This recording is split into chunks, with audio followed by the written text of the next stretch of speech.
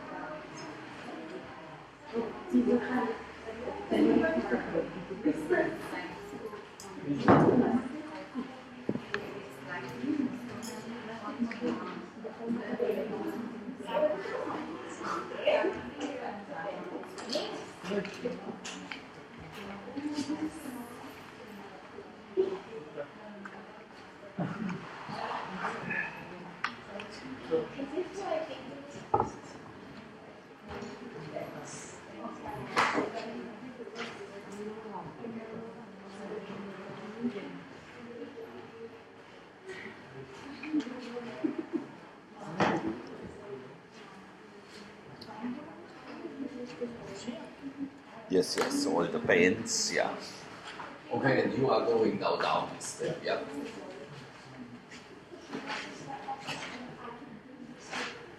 So yeah, then let us just continue. We are continuing today with the continental flat basalts. Yesterday we have finished the hotspots.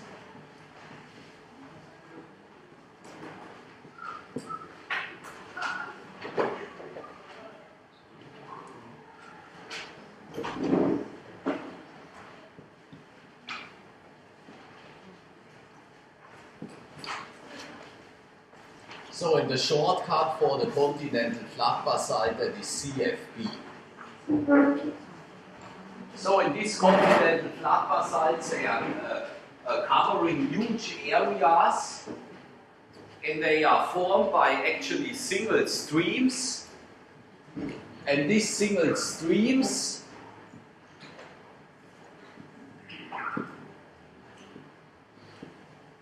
these are single streams, and they are up to 100 kilometers or even more long. They are also can be also very, very thick.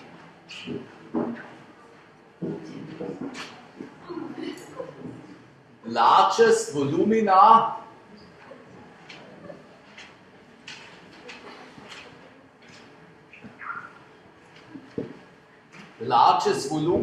and largest thickness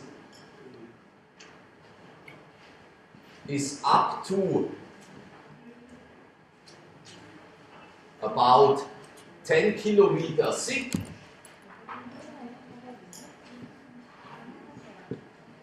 And the volumina is up to 10 power 6 cubic kilometers.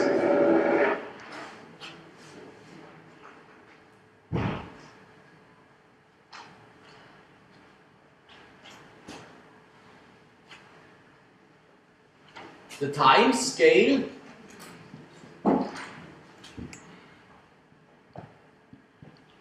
when they are forming, is relatively short.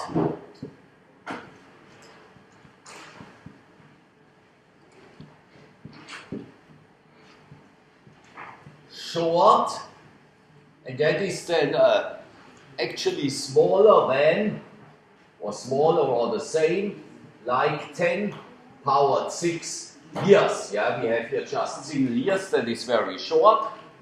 That is the time scale which they need to crystallize, because this continental flat basalt, they are formed at the continental surface.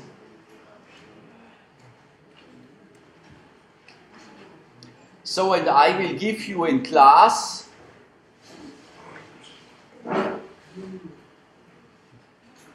a few examples, and one example, that is the Panama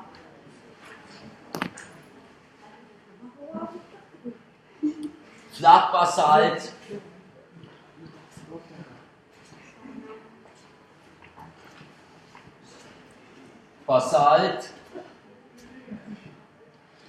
in Brazil.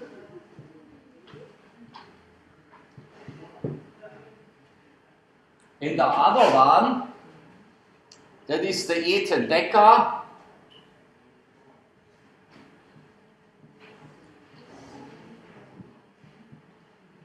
in Namibia.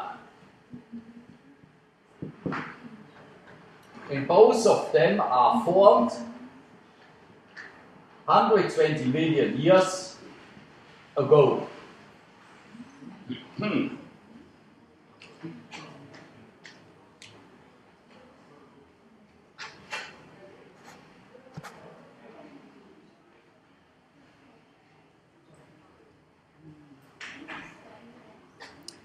So then the compatible elements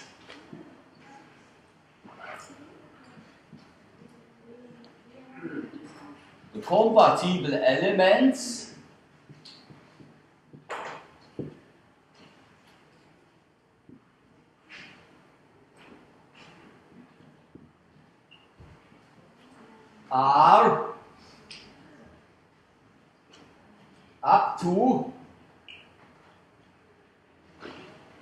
10 times enriched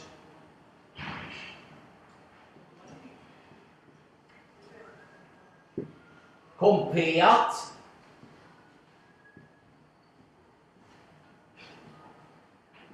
two more basalts. And we will discuss in class, and I will give you these examples why this is the case. Yeah? So, and the incompatible elements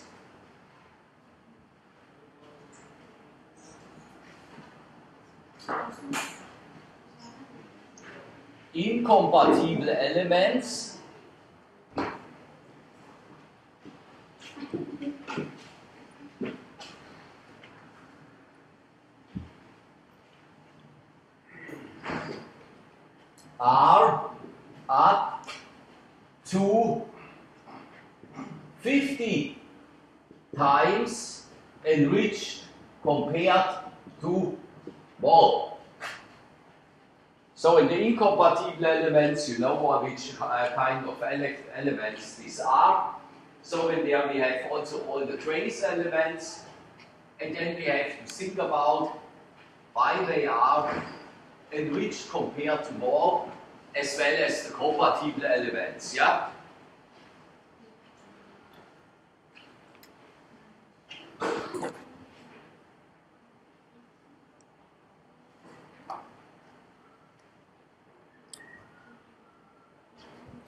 So now I will give you here 2 examples where we have continental flat basalts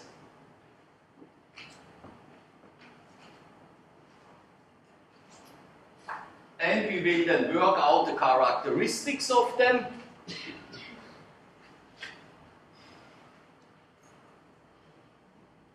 And how they are formed and when they are formed and so on. Yeah?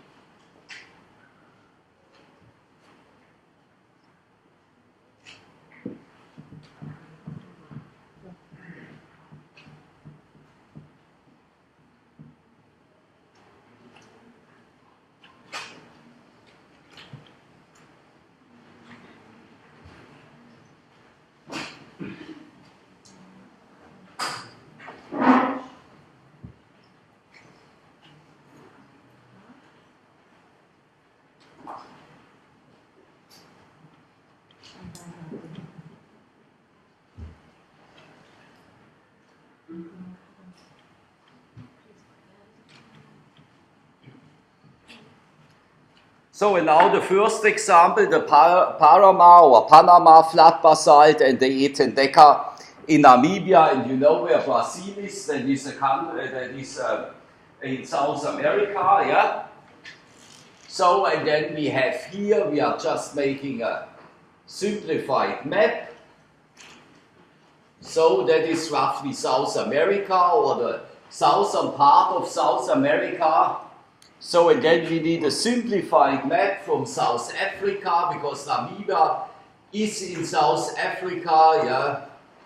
It looks then maybe like this, something like this, yeah. So and now we need here the flat basalt in the Parama flat basalt. And it looks then something there, it is a little bit not that good.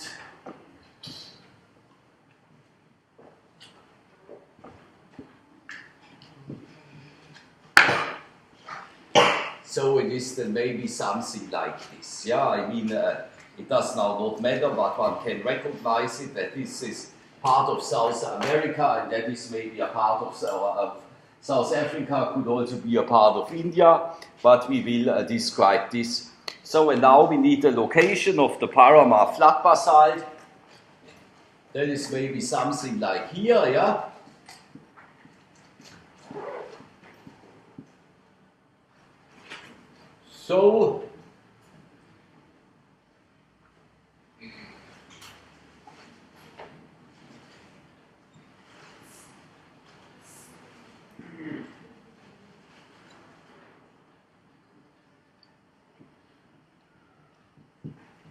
So and then we draw in the Etendeca.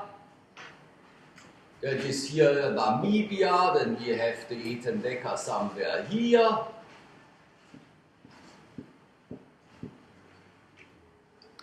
So and then we have here a another belt in South Africa, there is the Cacao belt. There we should have a better pen.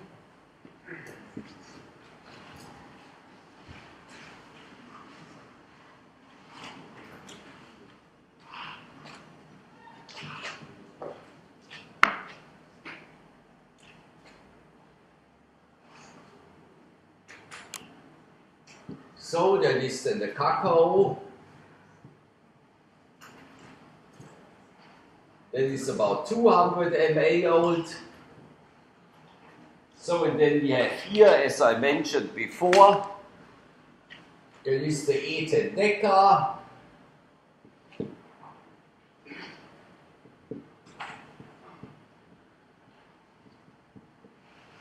And it is also about 120 million years old. 120 million years old, and the Panama flat basalt is also about 120 million years old. So now this flat basalt is 120 million years old, and this flat basalt is also 120 million years old. And here we have South America, and here we have Southern Africa, and you can see on my sketch map there is something missing on this map. What is missing?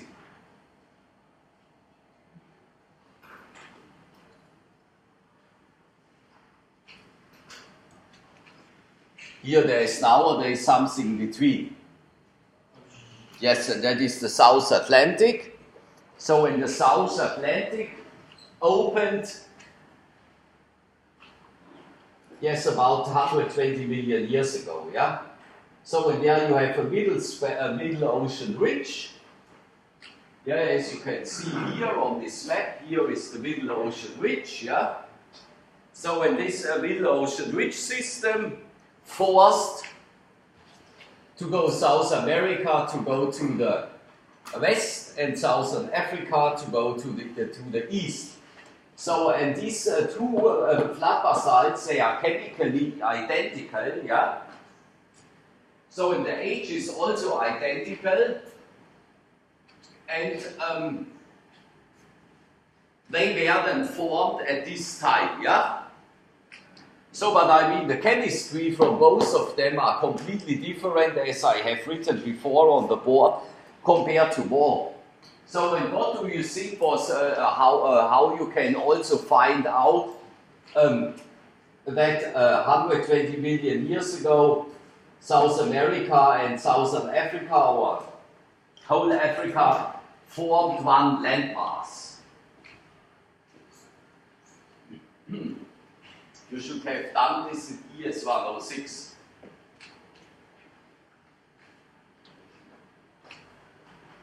You can just looking for fossils, yeah?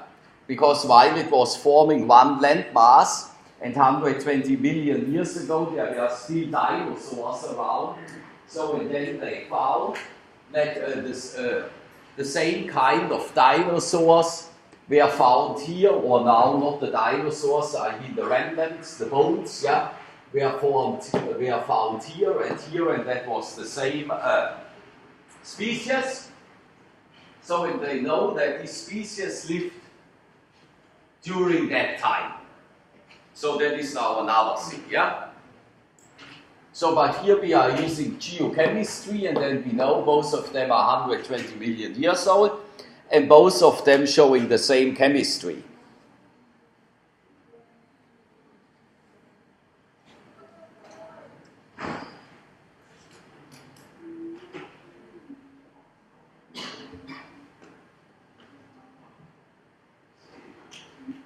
So, and then we have here another fancy thing.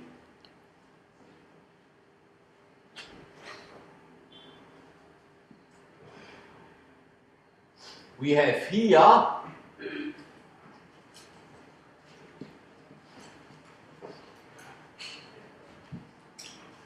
borderline through, yeah?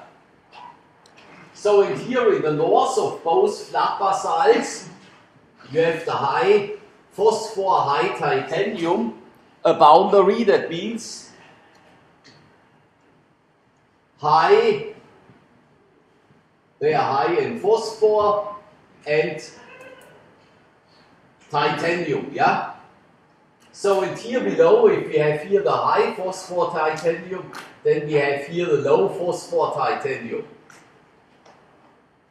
Low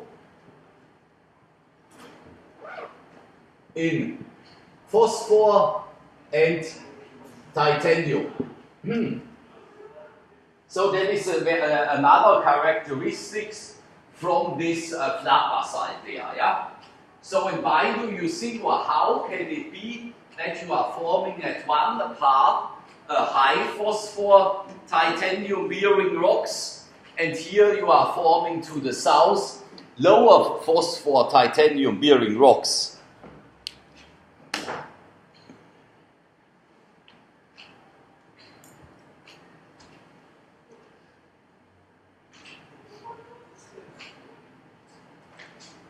That is because titanium and phosphor goes very early in minerals, yeah? Very early during the crystallization, yeah? So that means titanium goes in minerals like ilmenite and rutile, and phosphor goes inside the apatite. And the apatite you are wearing every day in your mouth if you have still your second teeth, yeah, I mean the third ones which you are getting then from the dentist, they are not made longer up of apatite. So and if you are having here this titanium, high titanium and high phosphor phases, yeah, or basalts, that means the northern part was actually, that's a good question. Was it then formed first or afterwards?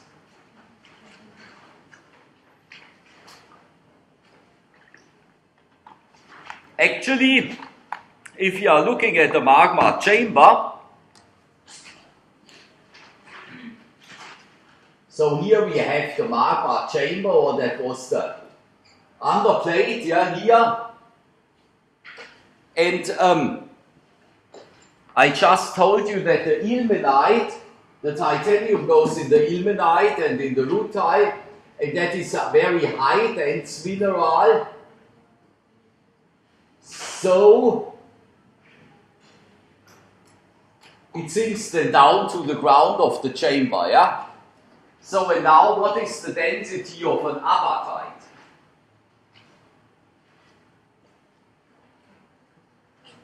Can somebody just check it in the internet? Are you connected to the net? No. So then I will just check it.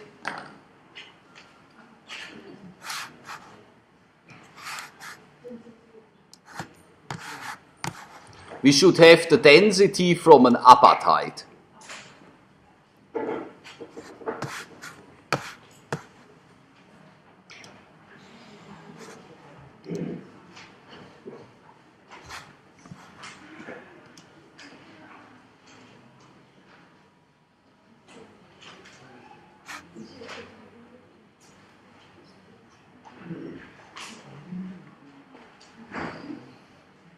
The density from an apatite. So just a what? 3.19. So and then we should now or you know the density from a basalt. Just check the density from a basalt.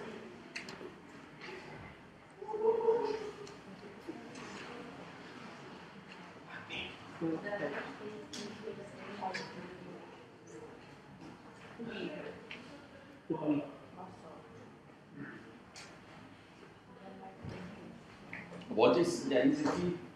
3 point is, yeah, it is nearly then the same, but if you have here the high phosphor and the phosphor, the apatite has a density of 3.2, yeah?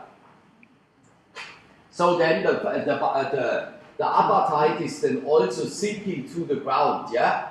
So and which part was then formed here at first, and which part a little bit later, after emptying the magma chamber?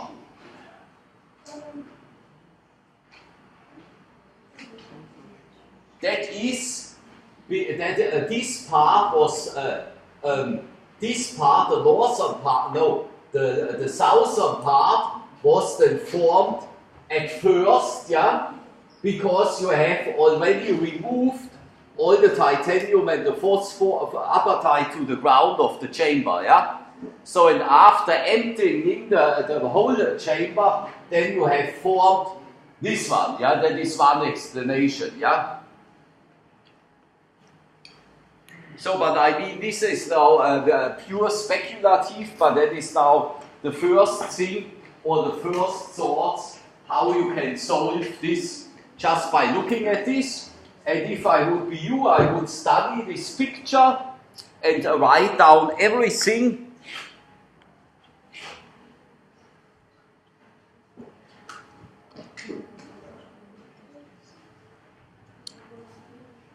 What I'm telling you here.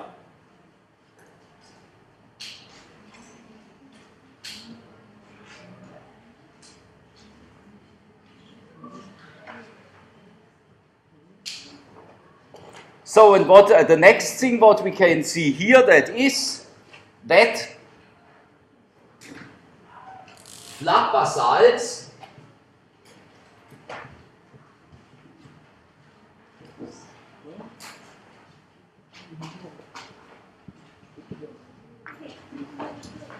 are always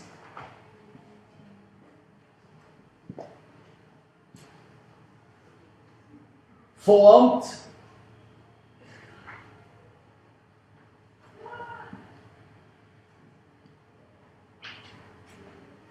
during dealing and drifting.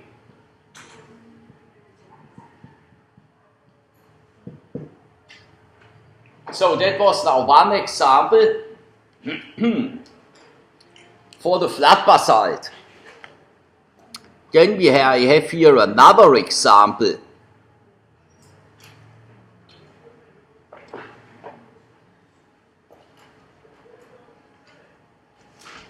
Are you done with this?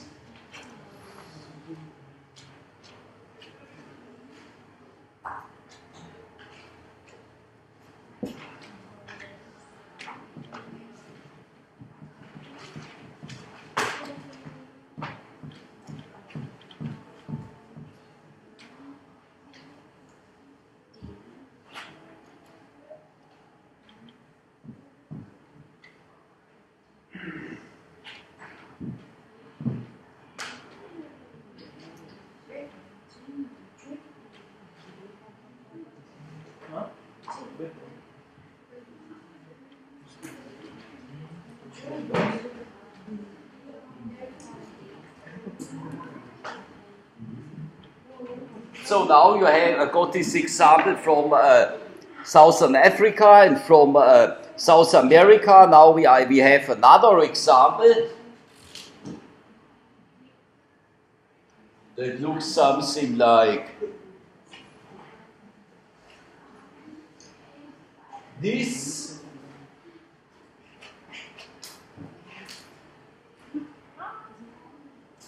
So, and here we have then also something.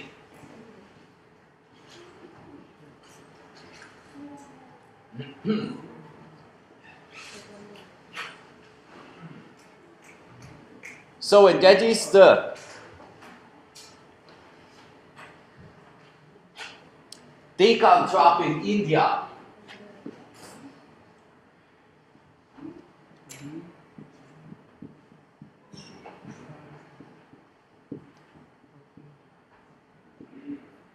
So, and what is this then here? That is the Indian Ocean here, but I made now not the whole board blue. So, and what is this then here?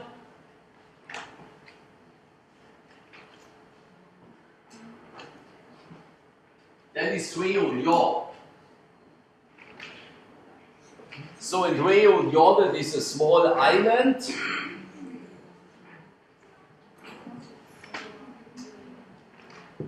Which belongs now to France.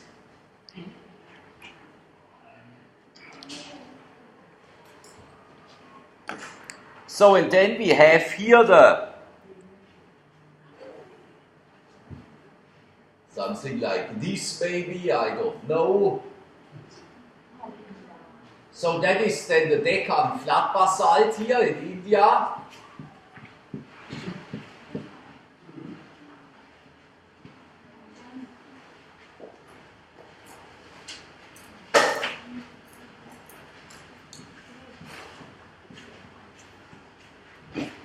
And here we have Réunion.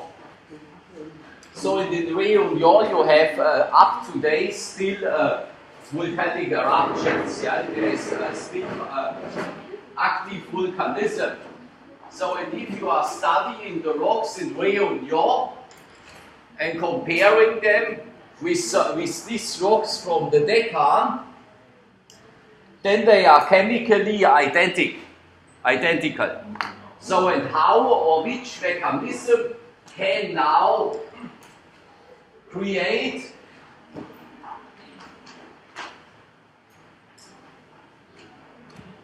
chemically nearly similar rocks, but here in the Deccan you do not have any more active volcanism, but now here in Réunion, so and there's a time scale between of 0.5 million years.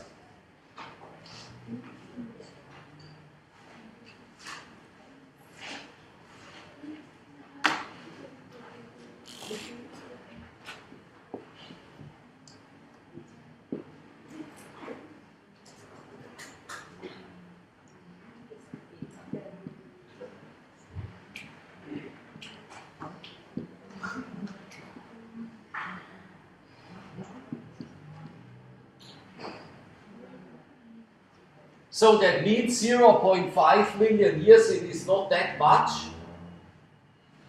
and it moves from here to here. So what can cause such a thing? Yes, that's a hotspot. And nowadays, the same hotspot which formed the Deccan Tract is now sitting under Réunion.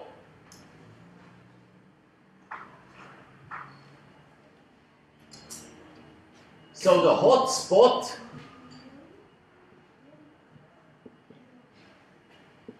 which formed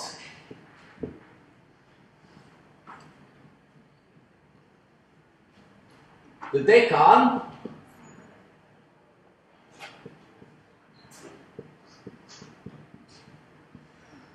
is now beneath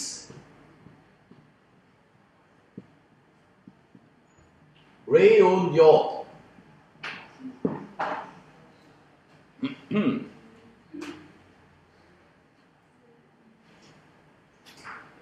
So in Réunion,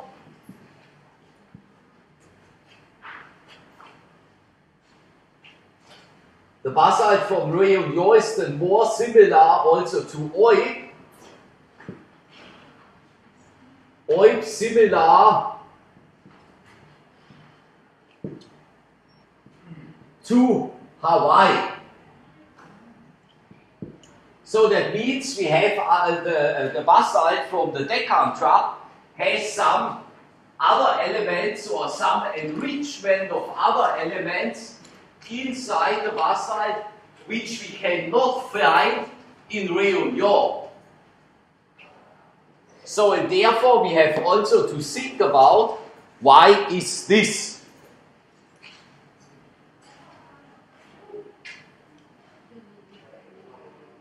What do you think? Do you have an idea? What stuff can affect? I mean, here the hotspot, the well from the hotspot or the plum is just running through the asthenosphere, yeah? It depends how close the hotspot is to the oceanic crust, and then it is running through the oceanic crust, and the oceanic crust is not too thick, yeah? So, and what do you have here? as well as in Southern Africa, in South America, and in Australia, and everything. What is this?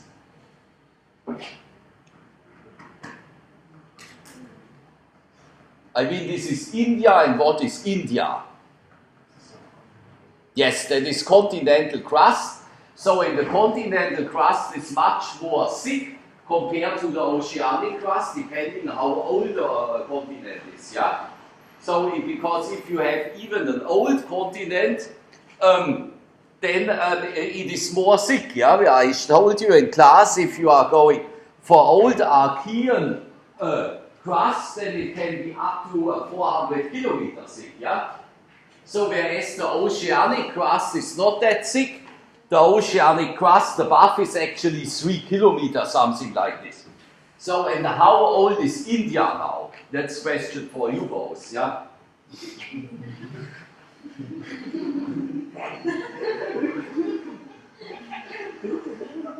I thought you are coming from India. No. So it does not matter if you can just Google how old India is.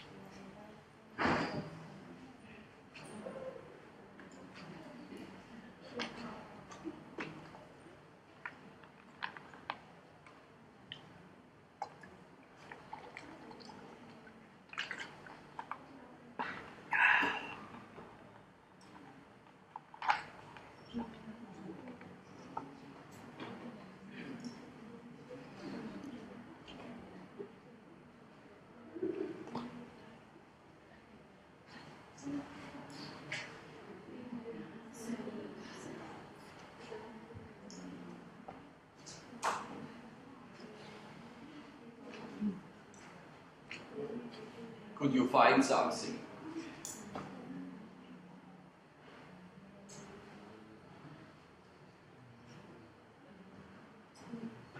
Just put in age of India and geology.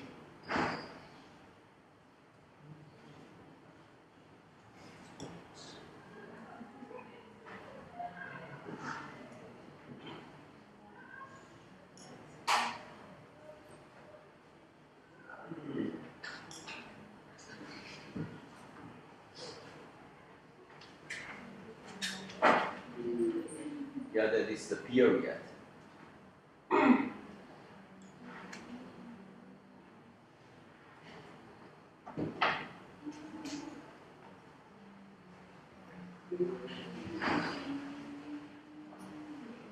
Yes. So in the continent or the continental crust in India is 2.5 billion years old. That means 2,500 million years. And then we are sitting still in Archean time. So, and this means the crust here is very, very thick, yeah? So, and then when the plum runs through the continental crust, yeah, and that was then 120 million, no, when was this? That was 0.5, there is a time difference of 0.5 million years.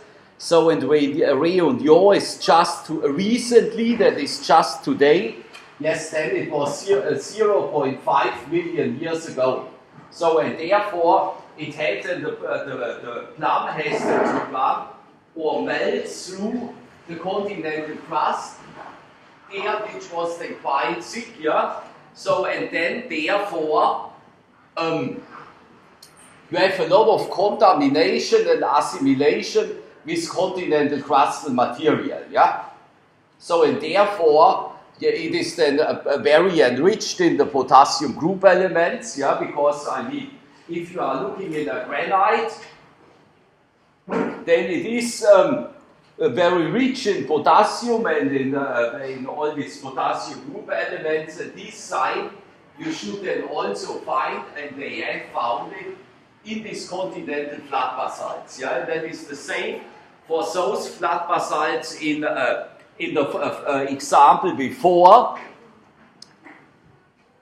They are enriched in all these elements, like the potassium group elements, because they were run. The melt was running through the continental crust, and as I told you before, I mean the South African shield is about 3.3 billion years old, which means 3,300 million years, and the opening from the Atlantic was 120 million years. So, and there it was quite very, very thick. So, and then you have the contamination with the continental crust, yeah? So, and therefore, because at the beginning, today I have written on the board that these continental flat basalts are 100 times more enriched in the compatible elements, yeah, compared to more. I mean the more that is very depleted because there is no contamination with everything, yeah. So then the oil is a little bit more enriched in certain elements, which we discussed yesterday or on Monday, because there you have this plum component inside from the slags hanging around in the mantle, yeah. So when these guys are very, very enriched because of the contamination with the continental crust.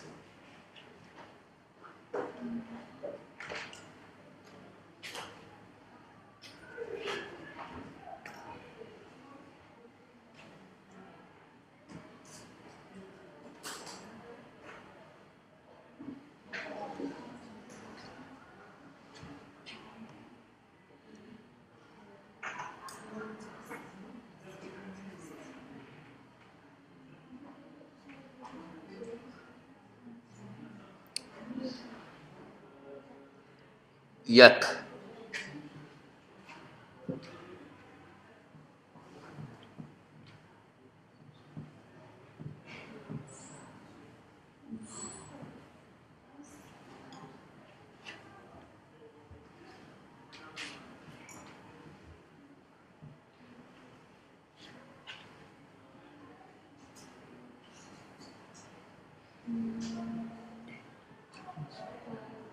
So, and therefore we are making now a cross section.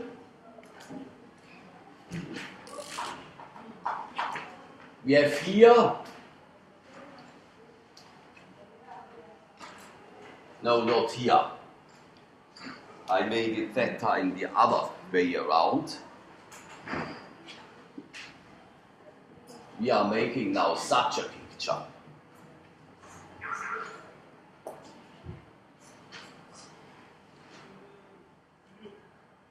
Yes. So here, for example, we have a dipping slag, yeah, which we are always making in green. That is this one. So, and that dips beneath the continental crust.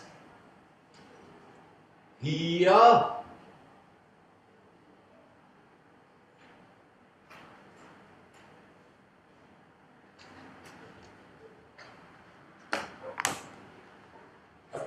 So then we make here at the top again water, yeah?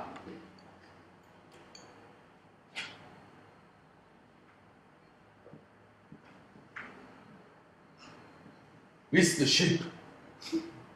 So, and then we are making here, that is the situation like it is in South America, yeah? When the Pacific plate is dipping beneath the continent, yeah?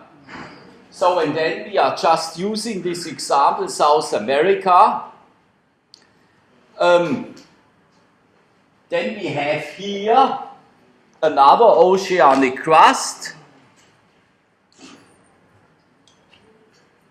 So, but here the oceanic crust is not dipping beneath the continent because here you do not have subduction, that is just a passive rim. Here we have an active, Here we have a passive, we will do this later in class. So then we have here our middle ocean ridge again, yeah. That is, for example, then the Atlantic. And here we have then the passive margin of Africa, yeah. So, and then we have here now the different locations. So here we are forming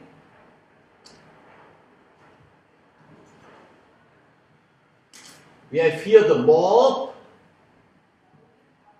which is very depleted, yeah, because there is no contamination with anything, yeah. So then we have here, should not forget the water on top. So then we have here, we have that in the depth here, in a depth of about 650 kilometers.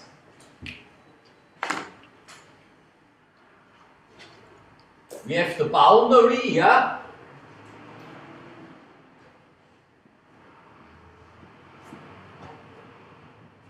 We have the boundary between the lower mantle and the upper mantle.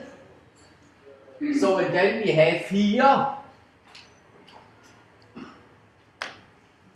here we are just putting a remnant of an old slab or the formation of a P-type, yeah.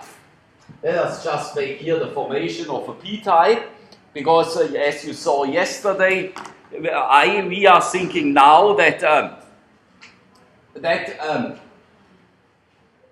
not the P-type, the E-type. That there is a connection either between the, or an input between the lower mantle into the upper mantle, because they are chemically different, or we have old fragments of subduction zones hanging around there in the core, at the boundary, and they become molten up, and then this melt rises up, and therefore the melt is enriched. So that is the E-type, and that is the P-type. So, and as I told you now a couple of times, the P here stands for primitive, yeah, because it is depleted. Whereas the E here stands for enriched, because it is enriched in a lot of elements for that reasons, which I told you just now again, and yesterday more in detail.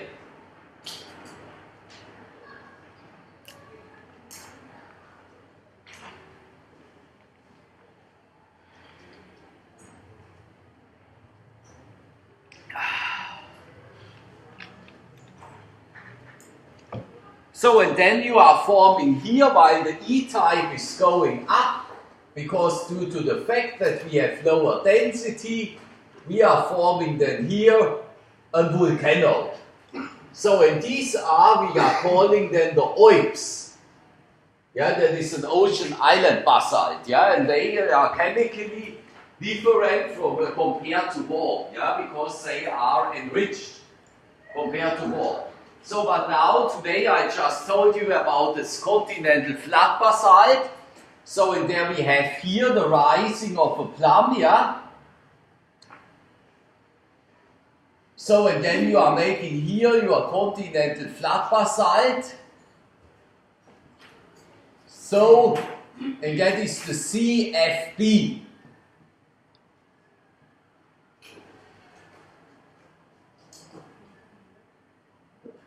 So, and this guy goes here through the continental crust, and there it becomes very, very enriched in elements which you can find in granitic rocks, yeah, because the granite is the main producer or the main rock type which you can find in the granitic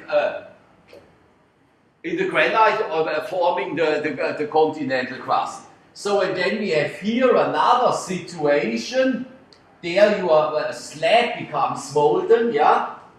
It goes also through there and forming then there new continental crust and also a lot of volcanoes, like you can see it in the Andes in South America, yeah? So, and this is then AFC, which is the next thing what we will then discuss very soon. That is assimilation, fractionation, crystallization, and then you are forming these guys here, yeah? So and now we have actually all of them, and of course, these ones and these ones are very enriched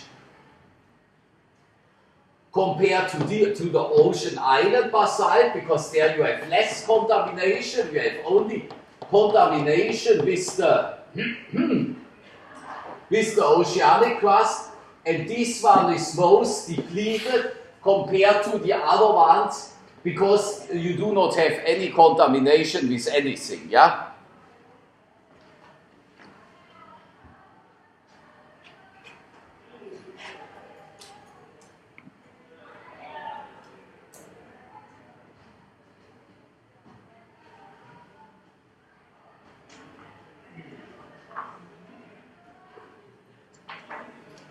So, and that now in words, rising mantle plumes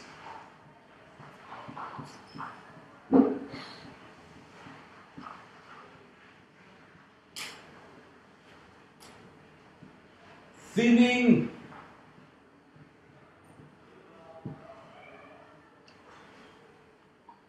the surrounding material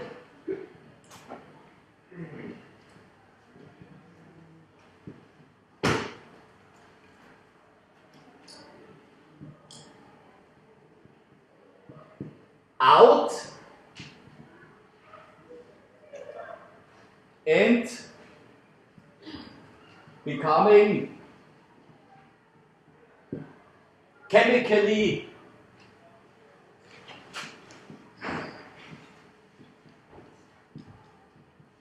enriched compared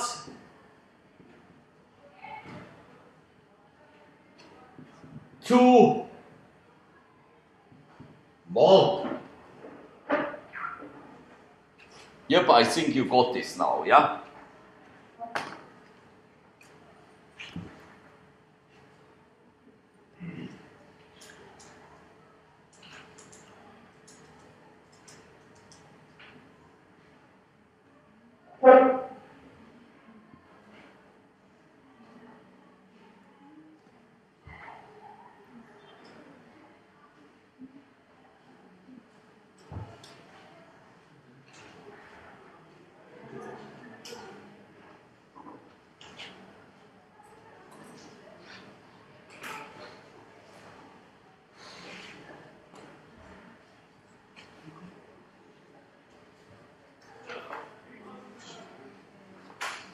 So can I remove this?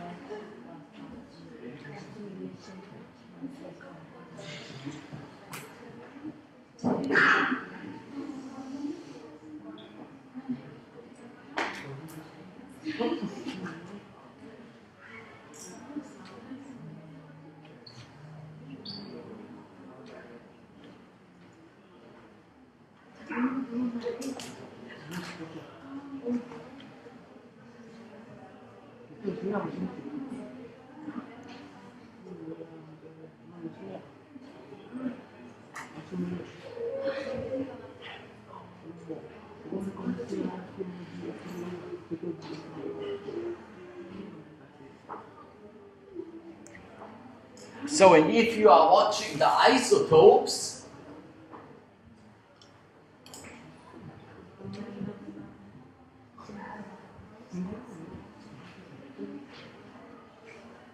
so and that is now to figure out chemically how this works.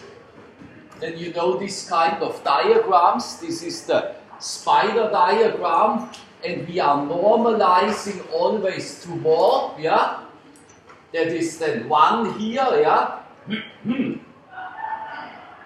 So this normalization works following way. You are taking all the element concentration from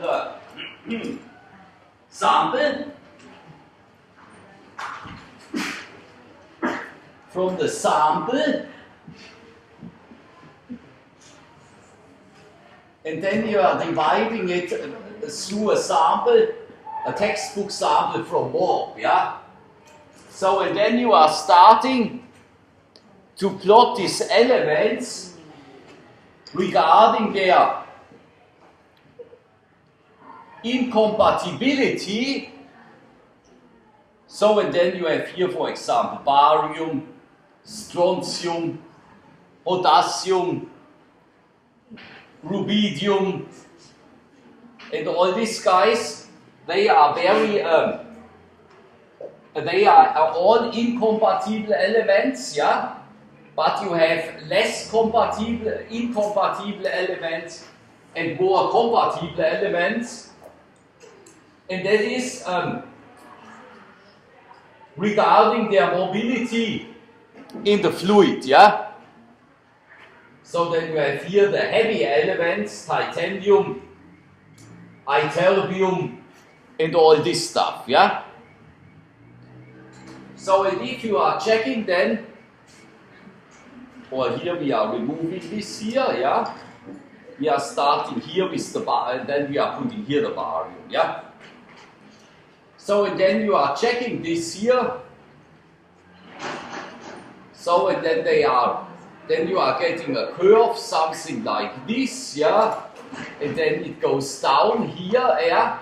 And that shows these potassium group elements that are very enriched comparing to more, yeah? So therefore you are using the element concentration from the sample, dividing it by more with more, and then you can see here that they are very enriched, yeah? So and then another thing is that is, for example, there we are using now again the Panama and Etendeka.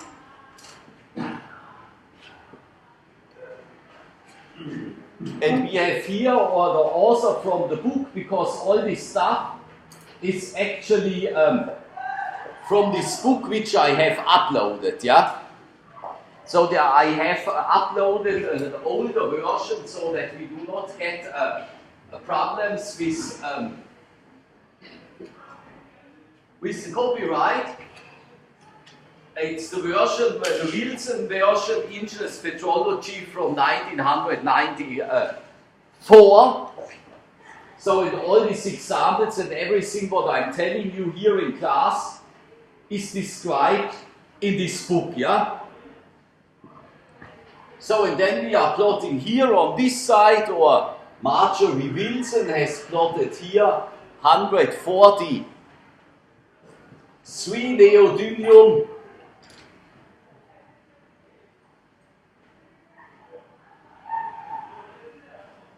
against 244 neodymium. So, and these are the isotopes.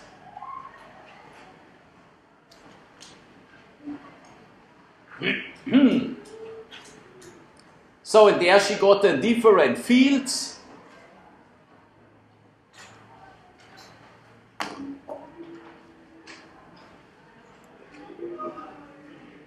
Looks then something like this.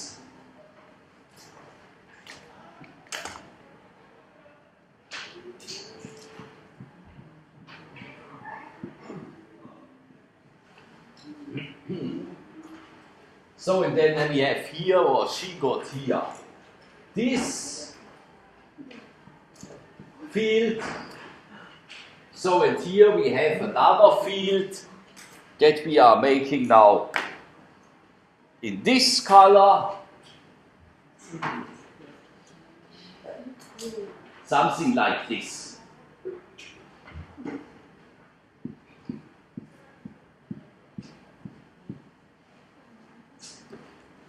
So, and I told you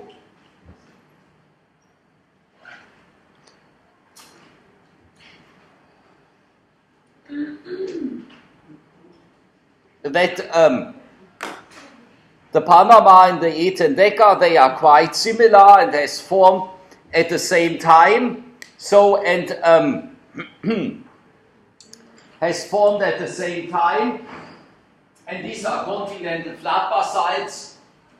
So, but they are enriched due to the contamination with the continental lithosphere, yeah, below, yeah. So, in that you can also see in the isotopes. Here, this field, this orange field, these are showing the isotopes from the Ethan Decker, and they are overlapping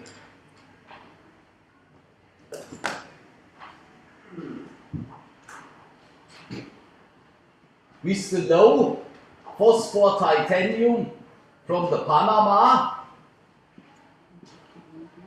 And here we have the high phosphor titanium from the Panama, yeah? So in these differences caused by the contamination with the continental crust, because the continental crustal shield in which you found, which you can find in South America, has a different composition from those which you can find in South Africa. Yeah.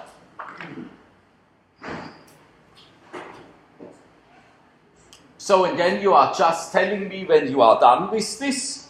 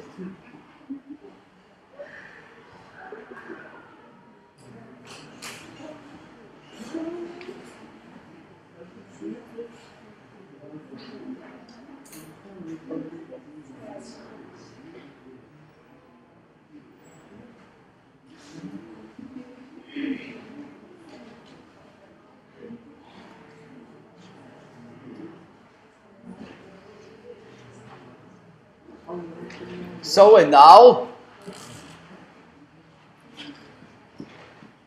the enriched mantle component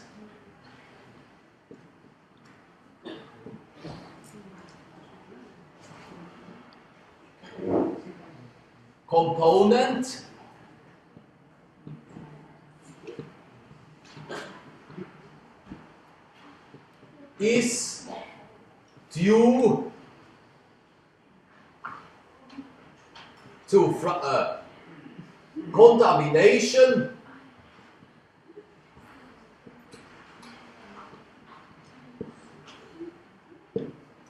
to contamination with the continental lithosphere.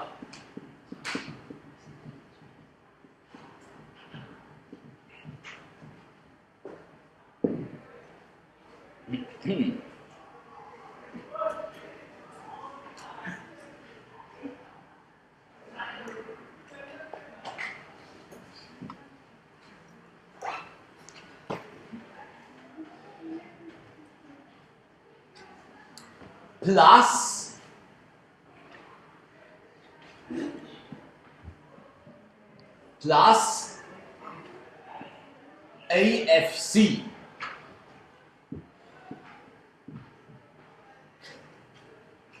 Plus AFC, and that is, you know this by now, assimilation,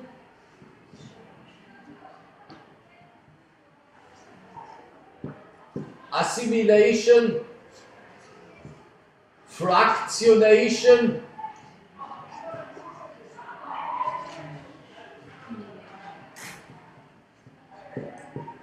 and crystallization.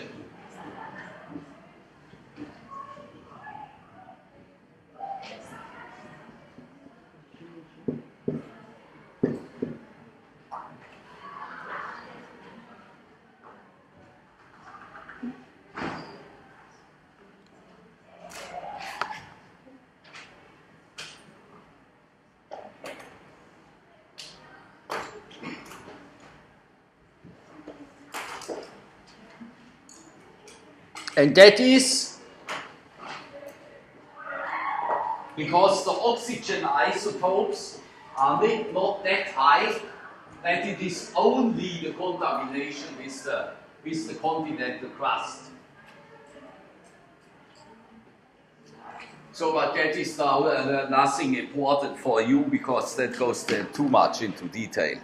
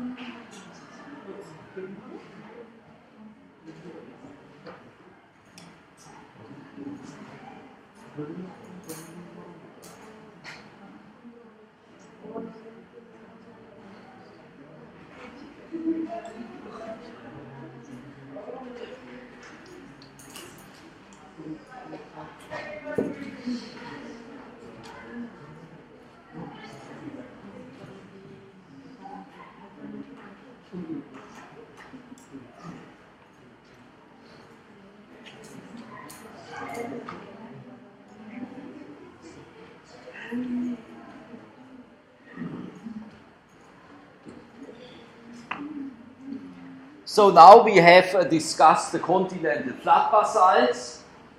Now we are going to another geological or geotectonic environment where you produce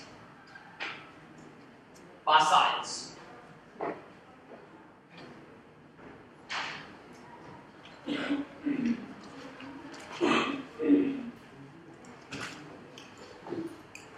So, and these are the continental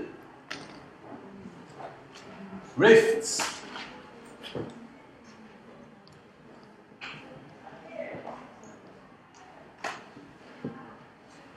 The continental rifts.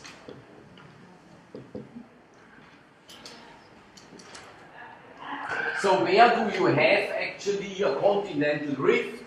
And the next question about this, where is the biggest continental rift system on this planet?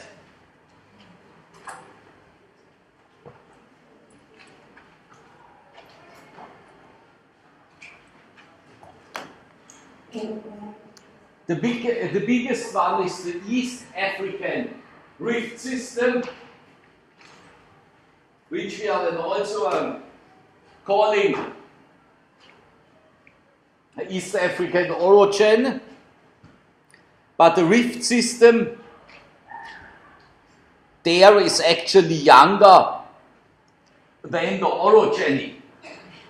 So now we have to think about how such a rift system look like. And while we are talking about rift system, we have to differentiate two different rift systems, and that is the active rift and the passive rift. So then let us start with the active rift system. The active rift. Double dot.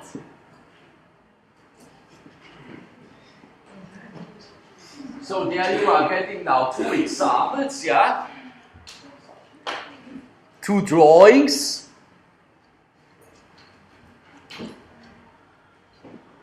So at first the active rift, yeah? Here we are now not drawing a middle ocean ridge, we are drawing an active rift. So and that looks then like this.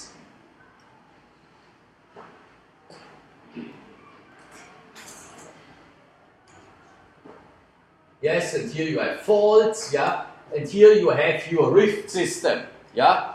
So that is when you have something sitting in the underground, beneath a continent or ocean, yeah, and you are pushing two plates apart from each other, yeah. So and that looks then like this here. And then it goes there, and there you can see there is a bend, yeah, because you are lifting it up, and then it becomes, this plate will move to this side, and this part will move this side, and then you are creating a rift system with a lot of faults and cracks inside. So in there you have then also volcanism, yeah, And which big volcano, I mean you have a few volcanoes there, but which big volcano you do have in Africa? It's the biggest one. That's the Kilimanjaro, yeah? So, and then you have there in Tanzania also a few active volcanoes, and that is the Oidengo-Lenga, yeah? And the Morogoro. They are all following a line there, yeah?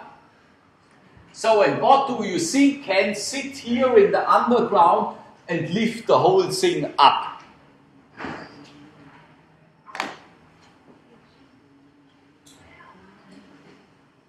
So here you are lifting the whole thing up.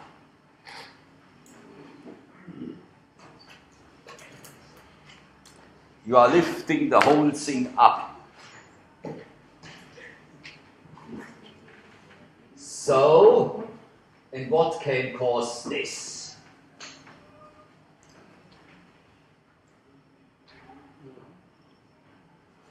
So then you have here a diapir. And here you have a plum. So, and that causes the lift up, yeah? And then you are thinning out the whole thing there, and you are moving this plate to this one, and this one to this one, yeah?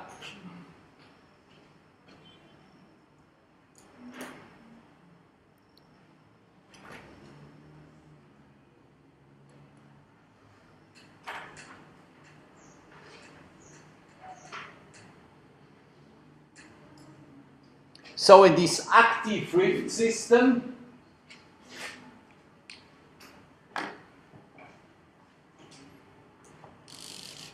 there you are forming mafic rocks, yeah, they are more mafic. So, and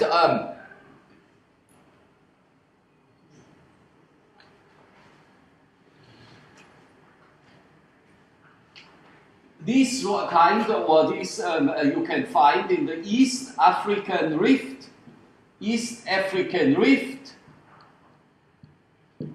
in the East, only in the East.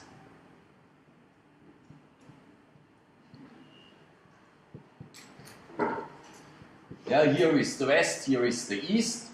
So then another very important or very famous active rift system, that is the Rhine-Graben, and that is in Germany. And in the Rhine-Graben there is nowadays the river, and this river is called Rhine. And such rift systems, they are also very, very good for geothermal energy, yeah? Because you have this hot source beneath, yeah? So that is the Rhine-Graben, and then it is the Baikal Rift.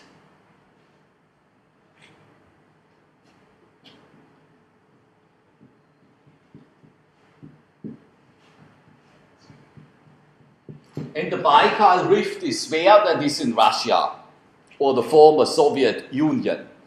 So finishing this diagram, you have here again the boundary between the lithosphere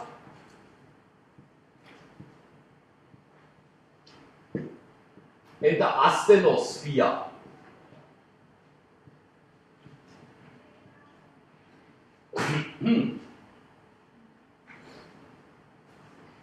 So, and here we have the deep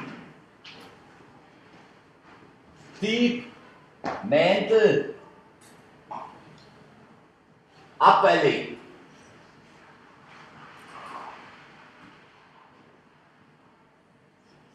So that is the deep mantle upwelling.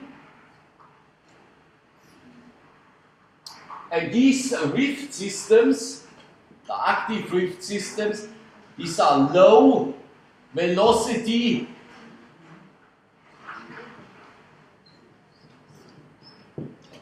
rift systems.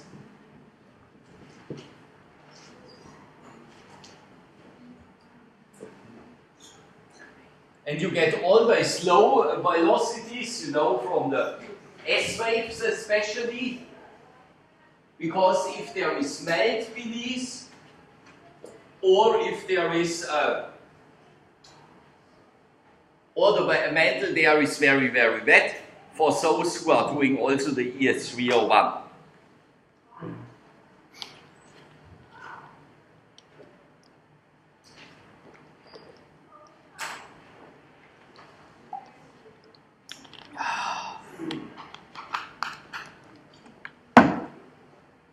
Are you done? Yes.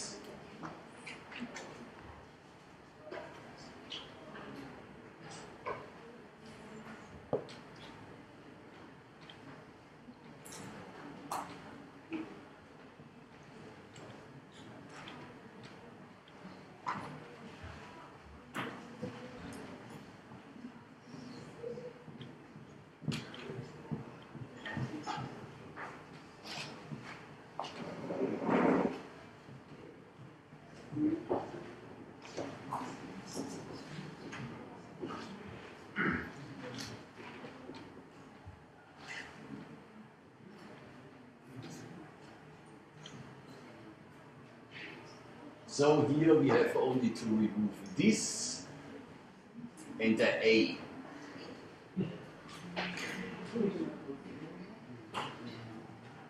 Then we are replacing now A by B and make here passive.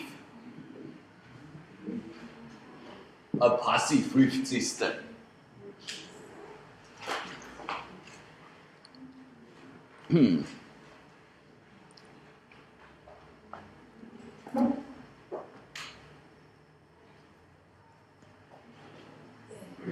So in this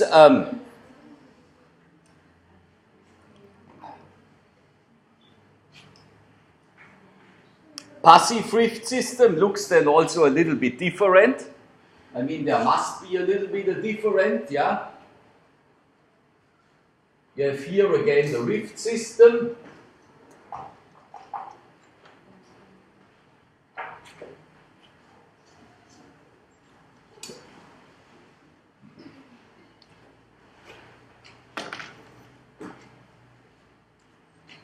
Here again the rift system.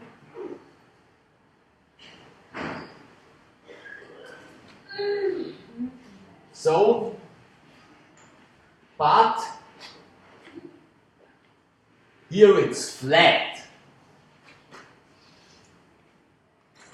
So that is the first big difference. And then we are drawing here the boundary between the asthenosphere and the lithosphere. That looks also different. That is LA, lithosphere, asthenosphere, and not Los Angeles. So, and then you have this situation in a cross section. So, and why do you think this looks now so? And the other one looks then like you have just put it inside before.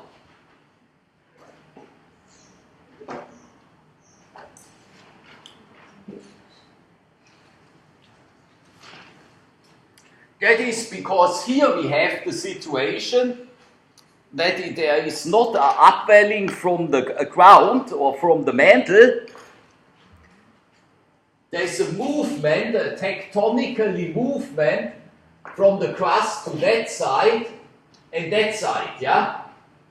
So because it is forced here from somewhere and somewhere from here, that is two shields going out of each other, yeah? So, and therefore, you are creating then space beneath, yeah? Because you are sealing it then, yeah? So, and then you have space, and then you can fill up the space which you have created by the movement from this shield to the east and this shield to the west, and therefore you are filling this newly created space with melt. So, and there you have the partial melting. Partial melting.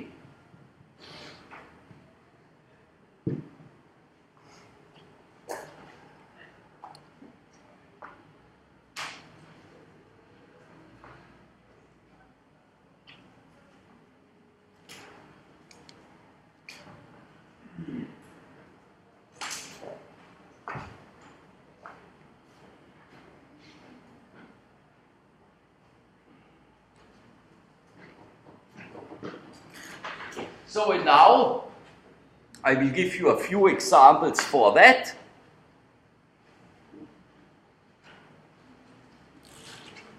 That is then the East African rift in the East. Yeah, before it was in the West. And now it is in the East, and I will do next week, I will give you an example. What are the difference between the East drift and the West drift? Yeah? Because it is the bigger drift system on Earth. So, and that is then in Ethiopia.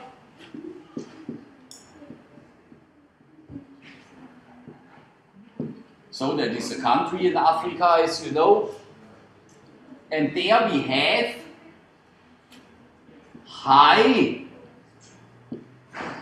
a high velocity zone. When you are checking the S waves, the anomaly of the S waves, yeah, that means you have there not a bigger plumb or an upwelling of the mantle, yeah, that shows it there, yeah.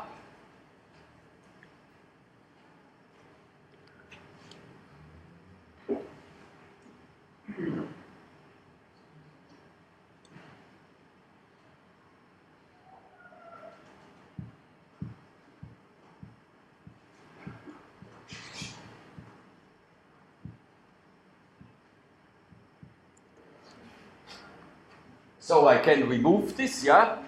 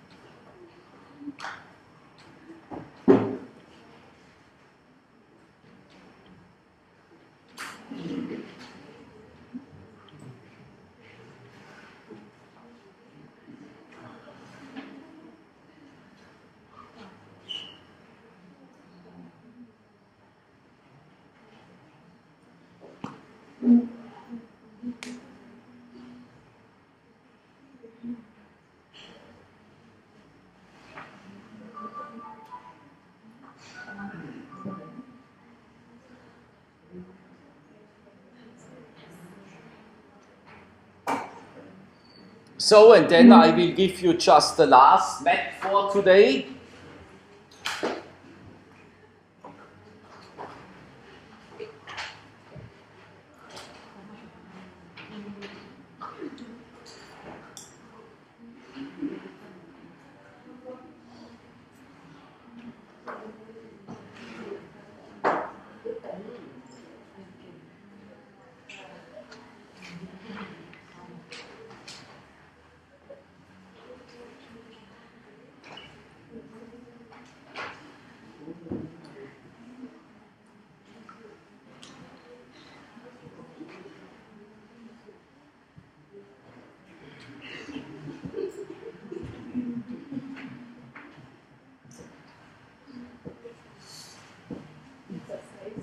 So then we have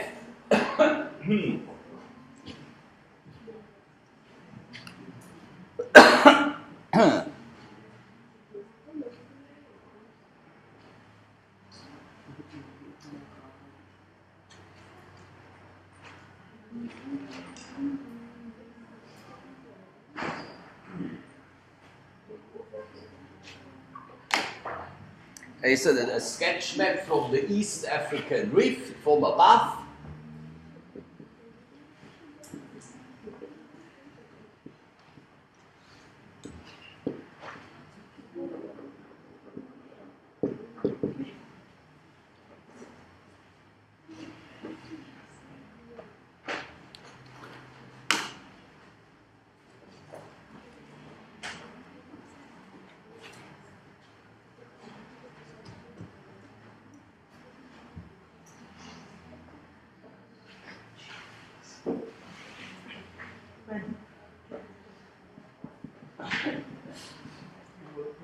So, and then I have here this. Looks like this.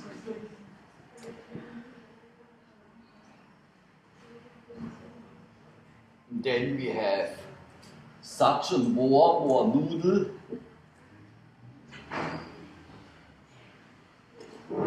It's a little bit different, therefore I'm sketching it like this.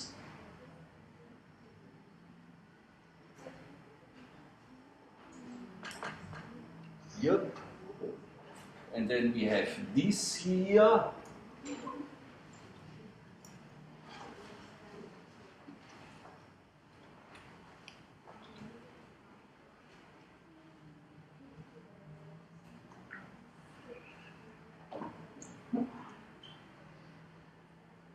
So, then we have these worms. So, and then we have here such a field.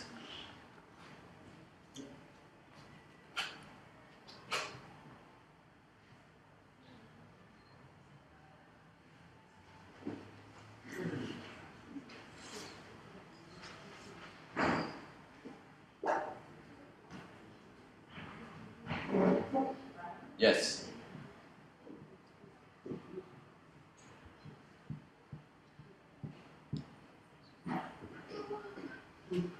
That looks then something like this, not something like this. Yes, it looks like this.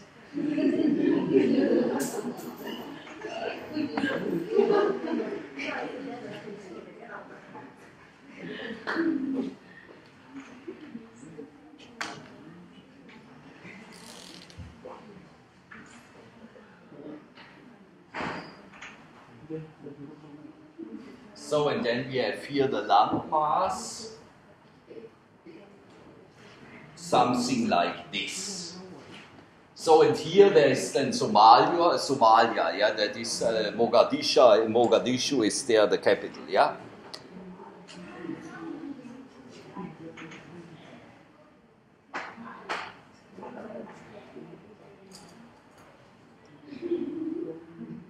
So, and here we have landmass, yeah, therefore I'm making it so, because if there would be water, then I would have used a blue color. So, and then we have here the West Rift, the West Rift.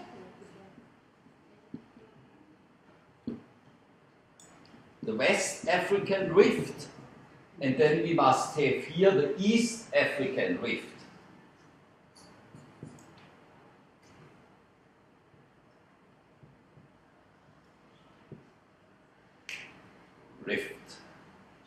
Then we make here also a big R to be consistent, and here a big W.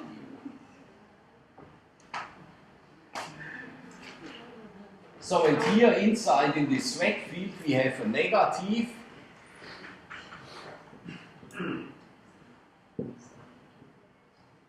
heavy anomaly.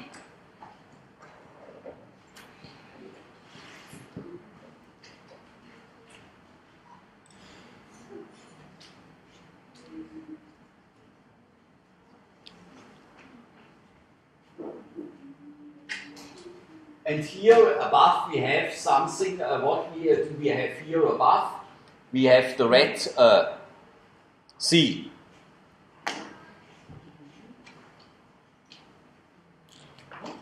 the Red Sea,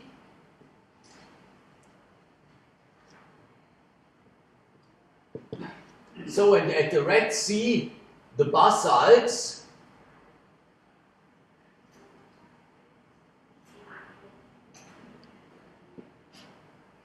have already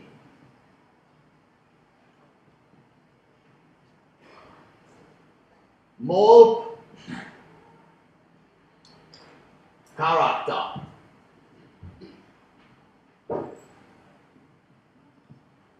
So that means chemically they are very similar to mold. And then we have here the maximal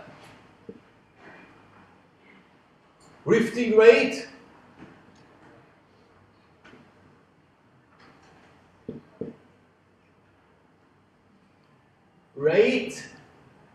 So and then we have here, I will just give you 3 points. In Ethiopia, we have it drifted 30 kilometers. In Kenya, it drifted till now 10 kilometers.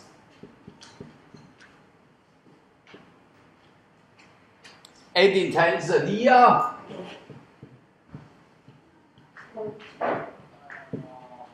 it drifted by now 2 to 3 kilometers.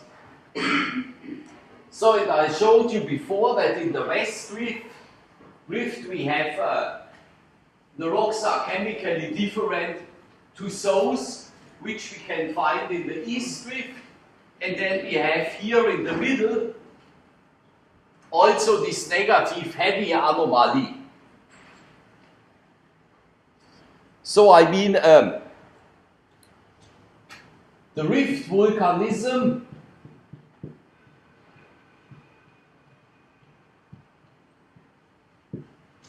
is mainly alkalic.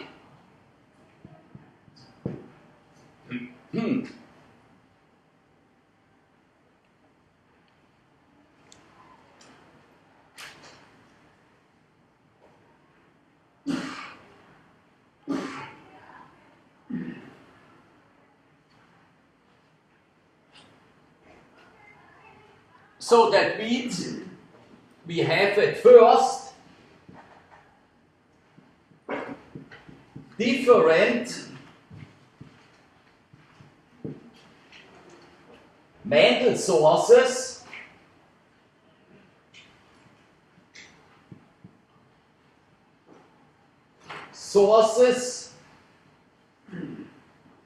in the East and West Rift.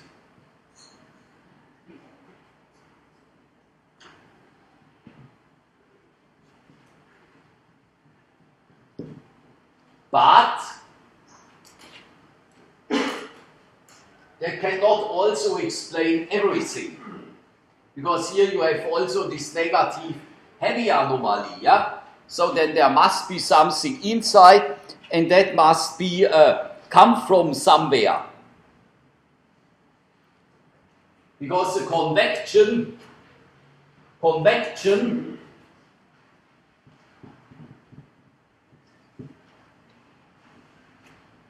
in the asthenosphere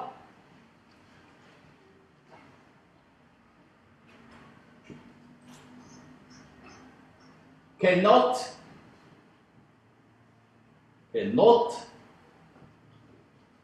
solve this problem.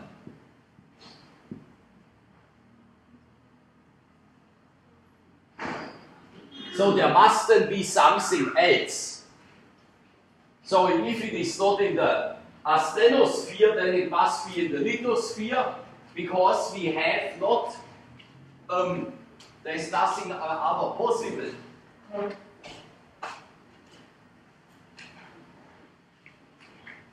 Or no other possibilities. So then, which other possibilities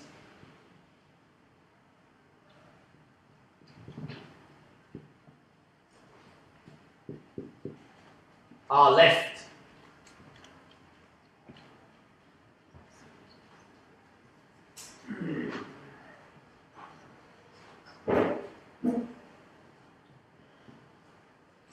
Question mark, and then I'm writing here lithosphere.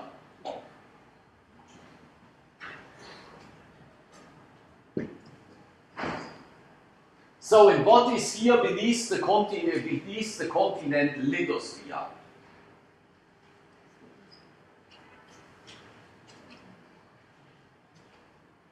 Beneath the continental lithosphere, there is the subcontinental lithosphere.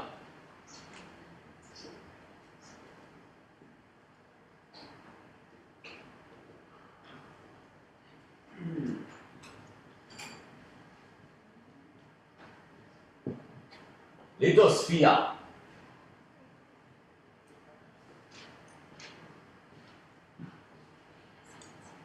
There is the subcontinental lithosphere beneath. So in that, we are calling it also SCL.